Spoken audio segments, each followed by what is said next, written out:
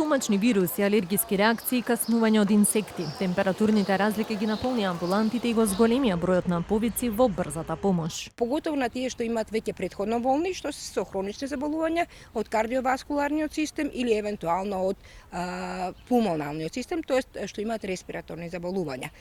Кај сите нив, сите тегови што нормално би биле за овој период на година се малку зголемени, поизразени, така да она што е основна препорака е дека треба да си ја земат редовната терапија. Зачистени се и сообраќајните несреќи поради намалена концентрација на возачите. Најризични се во овој период сообраќајните несреќи, поготово со моторите, поготово сега многу актуелните тротинети или како веќе ги нарекуваат.